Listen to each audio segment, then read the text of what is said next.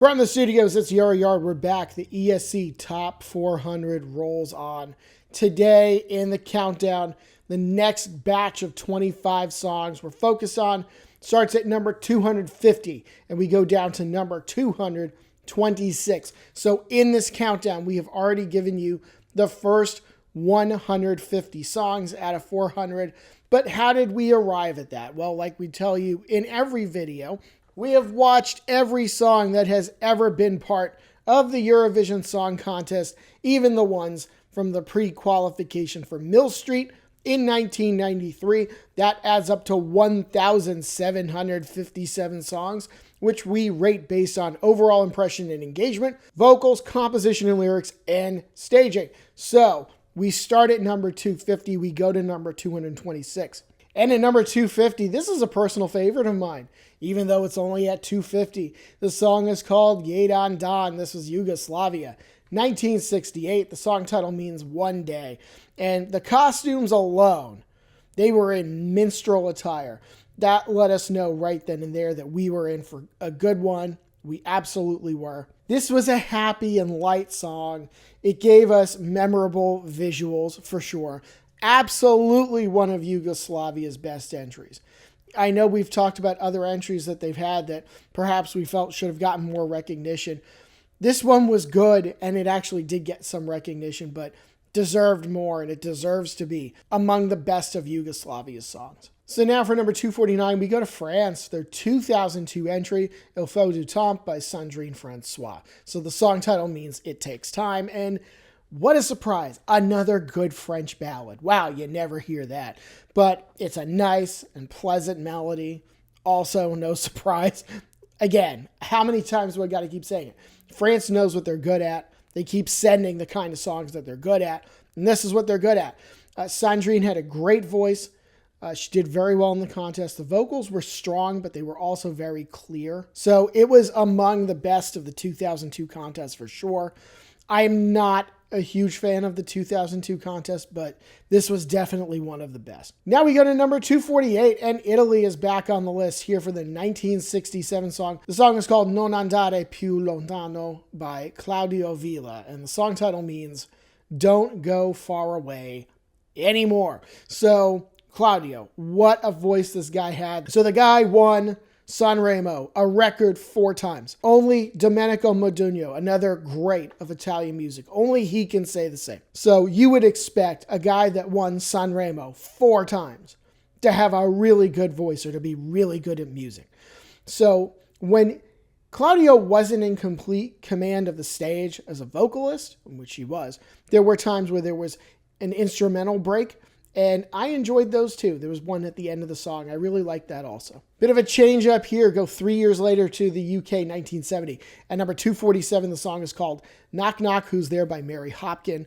So, take off your coat and come inside for this one. That's a line from the song, by the way.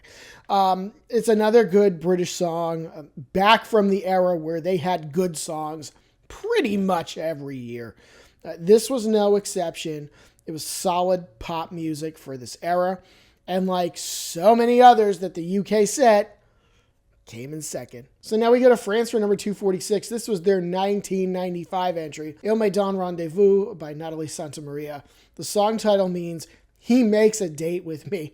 And I love the beat of this song. I love it. The song's vibe becomes immediately apparent when the orchestra starts playing. It's the sort of song that back in the day, you'd be snapping your fingers along to it. I mean, sure, it was a good song, but as the kids say, this one was a whole vibe. It did something that was, for France, kind of different. And most importantly, it worked. So now a little bit more contemporary for number 245. This is Belgium's 2016 entry, What's the Pressure by Laura Tesoro. So if I weren't old and tired, and I am both, I'd have been dancing to this one. Belgium served something fun here that was actually good. So in the past, Belgium has served some fun songs that weren't good. We don't need to talk about those.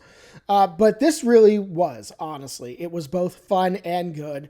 It was a really enjoyable beat, and it was a good live performance. So now number 244, one of my favorites from Slovenia. This was their 1999 song, For a Thousand Years by Daria Schwager. And I got to tell you, I love Daria's voice. I loved it in both of her songs. She is definitely the best vocalist Slovenia has ever sent to the contest, at least since Slovenia became an independent country. We are not done with her on this list, by the way, because I know the rest of the songs, and I can tell you will see her again on this list. When it comes to the vocals, she absolutely aced it. There were parts of the song that called for a lot of power and emotion, and she was up to the task. I expected nothing less from her. So number 243, we have a winner. This is Ireland. 1994, their winning song, Rock and Roll Kids by Paul Harrington and Charlie McGettigan. So this was Ireland's third win in a row, had never happened before. Stylistically, this song was very different from the two that came before it. 1992 and 1993 were both ballads. 1993 in particular was a very powerful one. This was a much more sedate song. Much more sedate. But it was pleasant.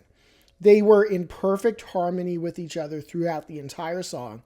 And it was just a really nice, inoffensive, pleasant song. So now for number 242, Portugal again. We've seen quite a bit of them in the first half of this list. This one is called Lusitana Paixão by Dulce. And the song title means Lusitanian passion.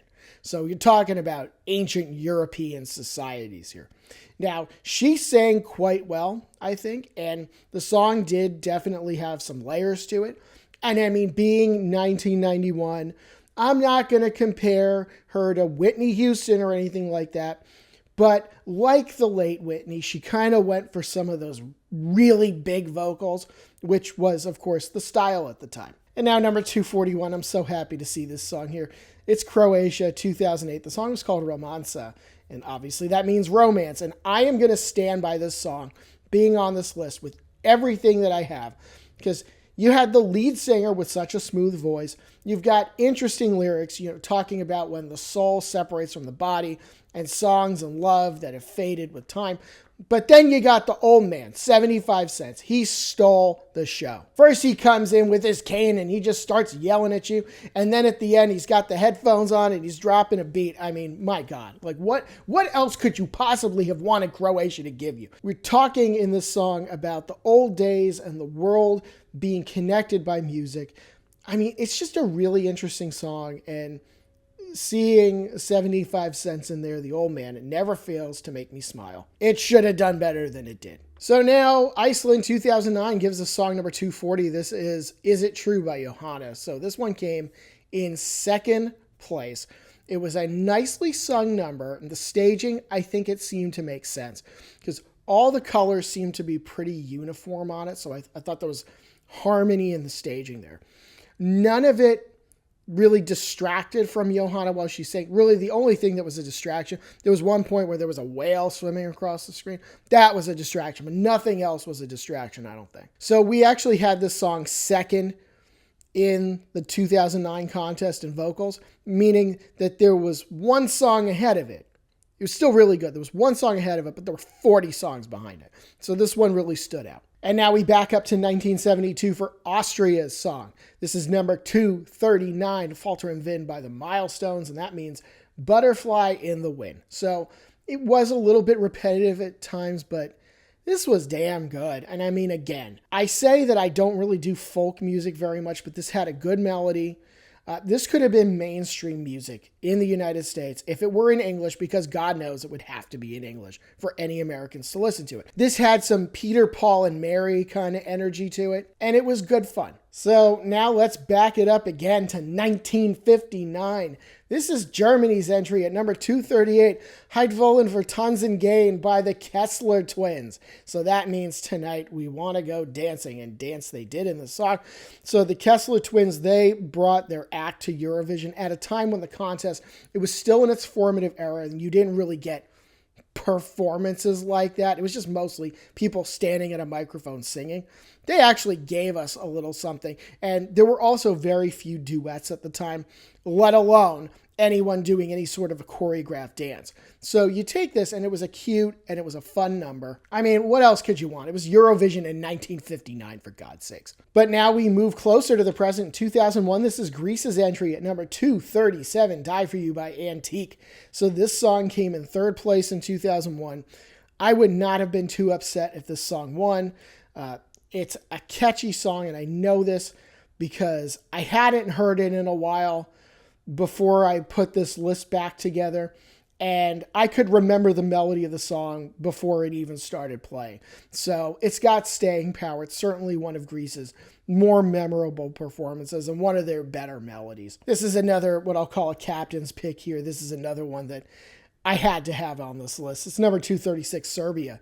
Their 2011 song is called Charaban by Nina. So the song title means magical, and this is another ex-Yugoslavian song that I'm going to stand by in this video because this song is what I will call a modernized throwback. It had a 60s vibe, but she made it contemporary. A great beat, sure, but it took me back to some fascinating days in old Eurovision, which, if you haven't experienced yet for yourself, you really should. Now, number 235, the UK's 1962 entry. This is Ring It In Girl by Ronnie Carroll. So the UK, as I said, in this era, they were hitting on good songs almost every year for a long time. So Ronnie was an interesting guy. More on him in a future video. But this was another bright and memorable song from the UK that did well for itself. It came in fourth place at the contest in 1962. It had a fast pace, and it had good vocals. And now we have another winner, number 234. This was Spain, 1969. Vivo Cantando, hey, Vivo Cantando, hey, by Salome. So the song title means I Live Singing. And boy, she was wearing a heavy blue porcelain dress, and she still shook her ass up there like it was nothing. And she did all that singing. So in the Eurovision era that this song came from, dancing was definitely frowned upon. And I mean, she did dance. She was just dancing in place, which, I mean, you could get away with. Clearly she did. She won. But if it were a little bit deeper lyrically, it probably would have been higher on this list. But you cannot take away the entertainment value of this song. Sadly for Spain, that was 1969. They have not won the contest since. And now Switzerland, 1957, for the first time on this list. At number 233, we welcome Lisasia, the first winner of the contest. This was not her winning song. The first winner of the Eurovision Song Contest. The song is called L'Enfant que j'étais, or The Child That I Was. So this is, like I said, the first appearance of Lisasia on this list. A Swiss Eurovision legend. This was, I think, the weakest of her four songs. It was a little dull despite a nice melody. You can infer, therefore, that the other three are on this list. I can confirm that they are. I'm just not going to tell you where they are yet. Even at that, this song still came in at 233, and it was her weakest performance. So if this is what her worst is, you can only imagine what her best is. Now, what I loved about Asia is that her voice is just so pure. Some of the cleanest vocals that I've ever heard at the contest from anyone. And I mean in general, not just specific to this contest or this performance. I mean in general. So now, number 232, we have another winner. This is Italy, 1990. It's by Toto Cutugno, and the song is called Insieme 1992, or Together 1992. Now, Toto was a great performer. He had so much passion, and the dude knew he could sing. Not too sure he was great at hosting Eurovision, but as a singer, it was a great job. The song was definitely one of Italy's more memorable, if a little cheesy. And I said in my notes when I was listening to the songs that, yeah, the song, it's about European political integration. It was definitely cheesy. There's no two ways about it. But at the same time, it's also probably because of that the song won. So it's kind of a trade-off. And now we move forward a few years to 1993. This is Sweden's entry at number 231, Eloise. And this is another one from the great, if not top-heavy 1993 contest. Because let me tell you, the heavy hitters in that contest were among some of the best songs ever. The blazers that they were wearing, they were a choice, but the melody, I think, was very memorable. I think it was very good. It had kind of an old school feel to it. But when a song like that is done well, I mean, you can't really complain.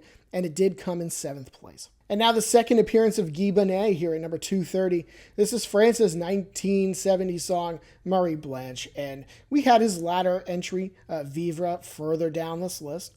Now we land on this one here at 230. Now, please note that Guy was wearing his frilly lace cravat for this one, kind of like Cliff Richard did in 1968 for his song. This one was much more sedate than that one. I don't know why, but this sounded like it could have been part of the French dub of Phantom of the Opera, and I would consider that a compliment. At number 229, you might recognize this one. This is Spain's 1973 entry, Eres Tu by Mocedades, and the song title means You Are. So, like I said, an iconic Spanish entry here, came in second place. It was just a pleasant song from start to finish. At times it sounded a bit like church music. Not everybody has a problem with that, but just go back and focus on the pleasantness here and focus on all of those singers. And when you got all those singers that are harmonizing well together, they were literally able to create layers to the vocals. And I think that just fed into how good of a performance it was. But we're not done with Spain. We move forward 2 years to the song from 1975. At number 228, the song is Tu Volverás by Sergio and Estibaliz. The song title means You'll Return. So this one got less recognition than the one before it. I think it's just as good as that song. This is another really pleasant melody that kind of took me to the same place that Eres Tu did.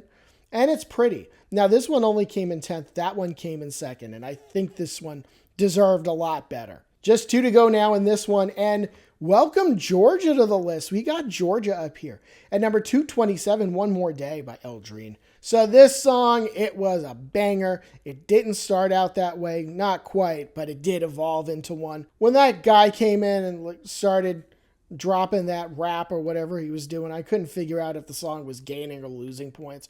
But generally speaking, I think this one was good. I think it was among Georgia's best, and I was really feeling it. Like, it had a great rock melody. And now the last one in this batch of 25, number 226, another song I will fiercely defend.